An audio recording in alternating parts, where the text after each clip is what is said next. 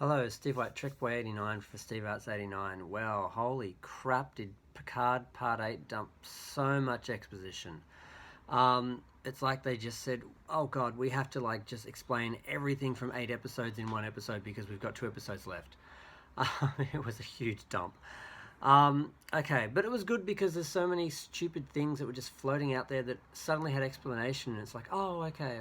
So now it did give some resolution, and I didn't hate it. I'm sorry, I hate Star Trek Discovery Facebook page. I didn't hate every freaking part of it. I didn't. Um, okay, so a long time ago, um, somebody put together 8 suns and a planet and put a big warning in the middle of it, telling of their fate. They were destroyed by their own synths that they created that evolved to a point that apparently they imploded, basically.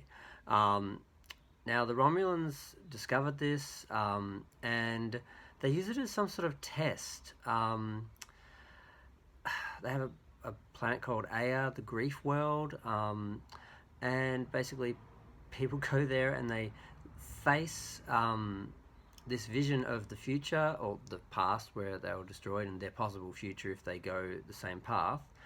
The auntie of Nerican, the sister, I've forgotten her name, she failed this test, which is why she's insane.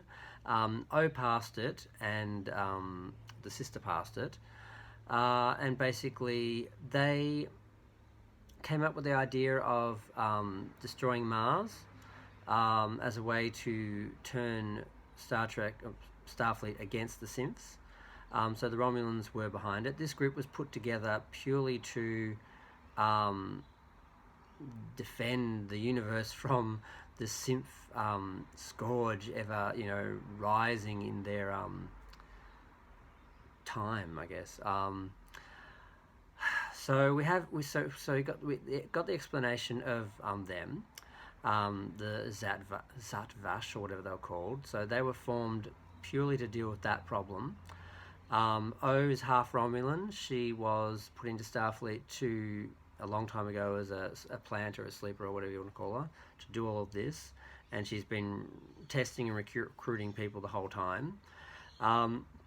Rios's captain was part of this, and basically Bruce Maddox created a small group, I guess, of synths after he left Earth on a planet, and it was their homeworld, I guess, and they came on board Rios's ship as ambassadors, and one of them, a girl, looked just like Soji, and the captain killed them and then killed himself because he was ordered to. He probably justified it by, knowing this supposed fate that we would face, like that other race did, and that they weren't human.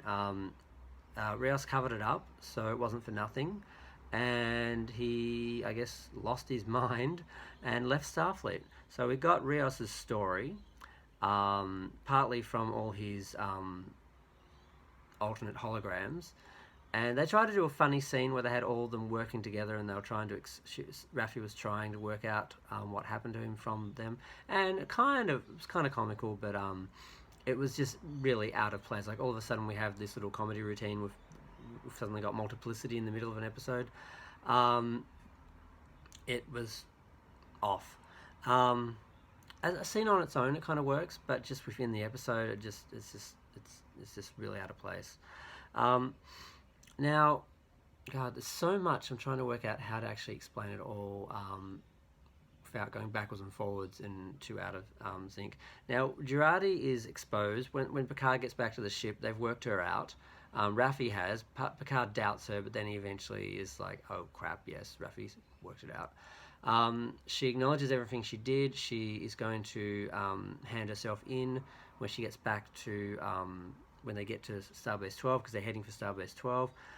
Picard actually contacts that horrible admiral. We got her name, and I wrote it down, and I've lost it.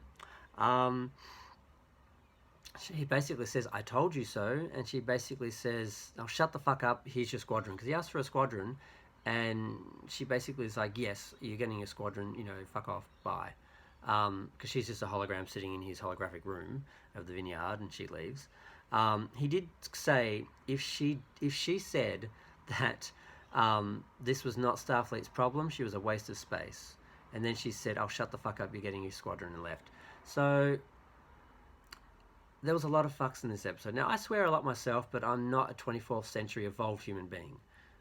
So it's okay that I swear. But Starfleet, just the language, it's just so trying to be edgy, and it's just not. So they're basically traveling, and this one of the few good things about this show is that they do acknowledge it takes time to travel in space. So they're traveling to Starbase 12, I guess, and then I guess that. Oh, did they not get there? I just realised they were travelling to Starbase 12 the whole time to hand in Girardi and I guess to have some powwow with Starfleet. Now, the Borg is kind of examined, not the Borg, the synth is kind of examined by Girardi, and she sort of realises, wow, she's a real person, she's not a monster. I'm not going to try and do anything to you, you can trust me, I'll hand myself in, blah, blah, blah. Soji is still dealing with her her issues of self, and is she real, and everyone's trying to sympathise and work that out. It's kind of okay. The characterizations, I mean, everyone got an explanation pretty much this episode. And like I said, it was a huge information dump, but it did explain people, and it did resolve a lot of annoying things. And because there really wasn't any joy or entertainment to these people being a mystery and messed up and just frustrating. So at least now pretty much everyone is worked out, and now we get to the Borg, because we had some scenes in the Borg cube. Now, Eleanor was hiding out.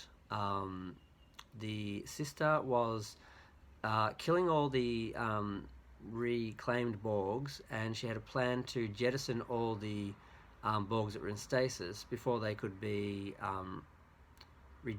could be connected. Because 7 of 9 basically shows that Eleanor was in Hugh's office. She comes to Hugh's office expecting him to be there, because he obviously had the emergency whatever you want to call it, signal that Eleanor used. Eleanor hugs 7 because basically, you know, he has to tell her that Hugh is dead, because obviously she knew Hugh, she was working with Hugh. He had a direct line to her, and the sister knew it was her who came as well when they realised that one of the Rangers had shown up. Now, it's a bit weird because you're under the impression that the sister has killed all the reclaimed Borgs, but yet there's a scene where a whole bunch of them grab her, and like zombies in Night of the Living Dead, which I just watched the other night because, you know, coronavirus, they drag her down to the ground, and you think they're going to rip her apart, which I was kind of hoping for, but she appears to beam out somewhere, so damn it, she's not dead. But 7 basically reconnects with... She basically creates a mini collective, and she tries to get all the Borg to basically connect so they can become an army, and she can use them, which she of course ponders the morality of for a moment. And Eleanor says, you can let them go afterwards, and she says, I might not want to, they may not want to be released either. This is dangerous. So she creates a little mini Borg. She does at least get the reclaimed ones to attack the sister and basically get rid of the Romulans off the ship. But before they can do that, all the Borg are jettisoned into space. And presumably they're all destroyed. You just see thousands of bodies flying out into space. It's pretty horrific, really. And she basically says, it's over, it's done, it's too late.